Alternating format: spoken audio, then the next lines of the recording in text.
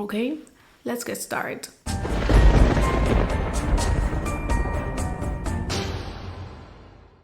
Hey horror freaks, welcome back to my channel. My name is Amanda. If this is the first time here, don't forget to subscribe and hit the bell icon so you can get a notification every single time that I post a video, and I post every single week.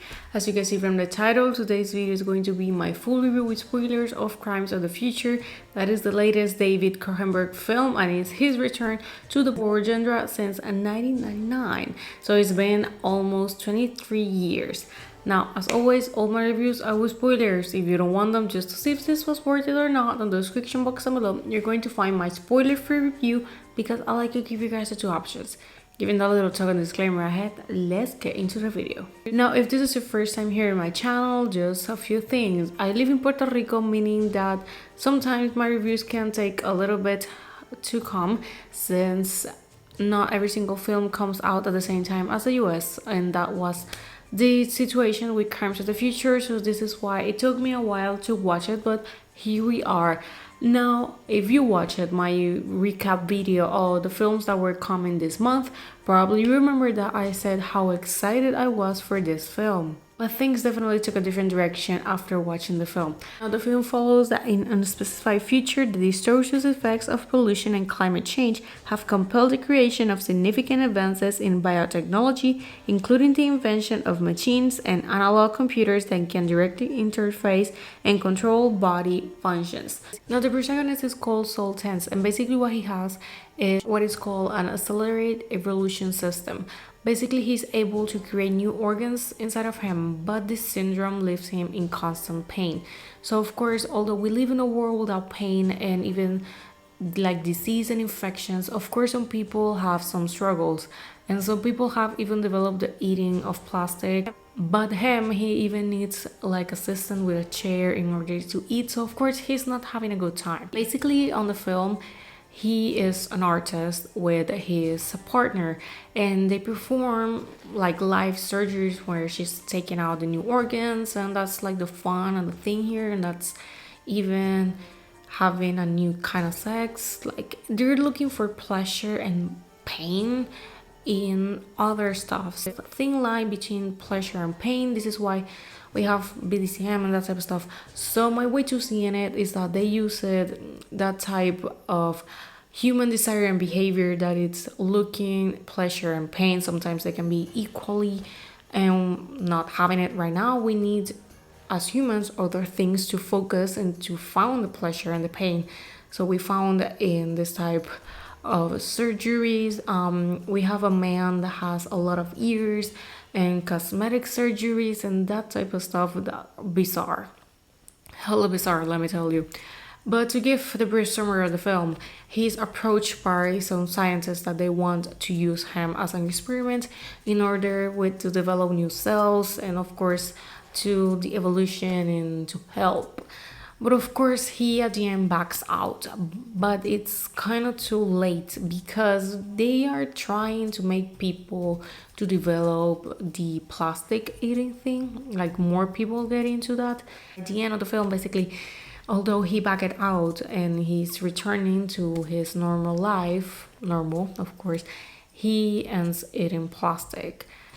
And that's basically like it, because the reality is that I don't even feel like wanting to give that much spoilers, since being completely honest, I didn't like the film.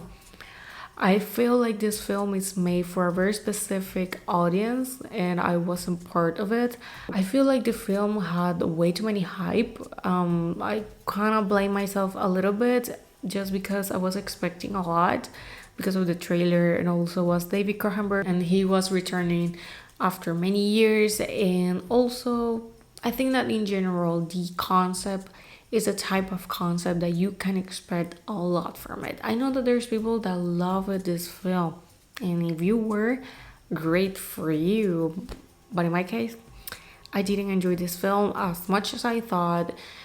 It was bizarre. I understand why people walk out, because for me, the reason why people left the movie theaters was because of how bizarre this was. Maybe they didn't get it. So in my way to seeing it, this film is not for everyone. Definitely it wasn't for me. It could have been better. I think that the concept was pretty good, but I think that could have been a little bit better. I don't know.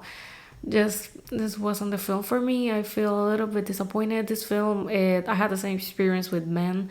I was expecting a lot of Men, and it was a disappointment. I thought that could have been better. Had a lot of potential. But what can we do? I'm not saying that David Cronenberg is a bad director or anything like that. No, I think that he's a really good one.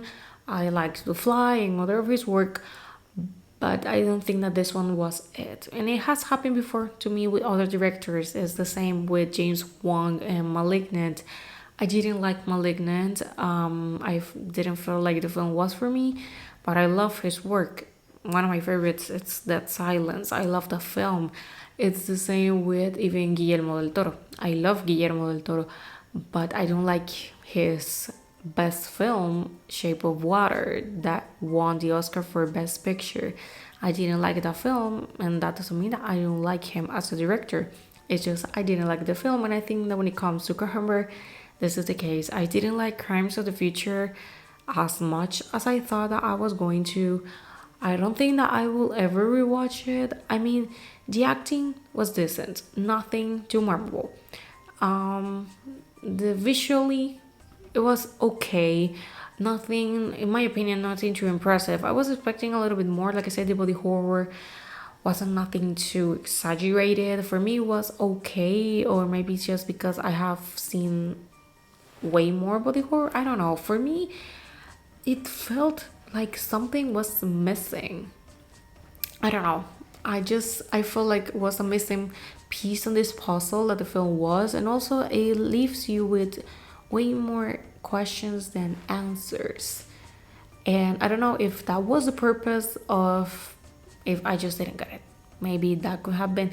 If you got the film, let me know what you actually thought and what you can get out of this film, because the only thing that I can interpret of the film is that one of the themes and one of the subjects in it is the pleasure and pain of in humankind, that type of thing when we don't have one, how we can look at it in other stuff.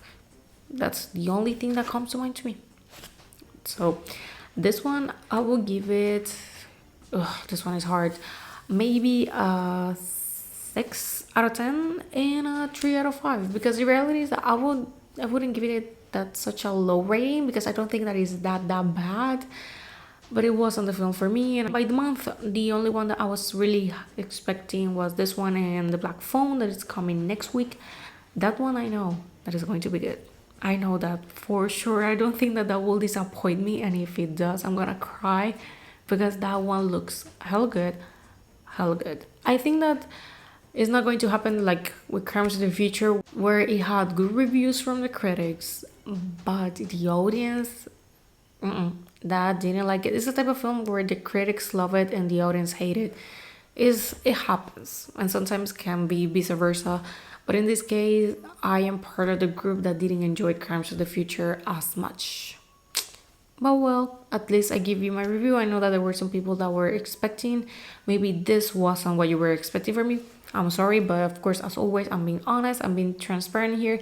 I will never lie to you saying you that I enjoyed a film if I didn't. I will never do that. I want to be as honest as possible. That's part of it. But well, I think that this is all. Thank you so much for watching. Next videos are going to be Mad God, that is a Shudder original that came out yesterday. I'm going to be giving the review most likely on Tuesday. And next Friday is going to be The Black Phone. I can't wait for that one. I know that one is going to be good. I know. And if it's not, like I said, I'm gonna cry. And after that, by what we have for the summer, we have Nope. I know that we have other ones. I'm just not remembering right now because I have way too many films to watch right now. But I know that of course we have Nope. That is one of the ones I'm expecting the most of July. But well, I think that this is all. Thank you so much for watching, and I'm going to visit you guys on my next video. Bye.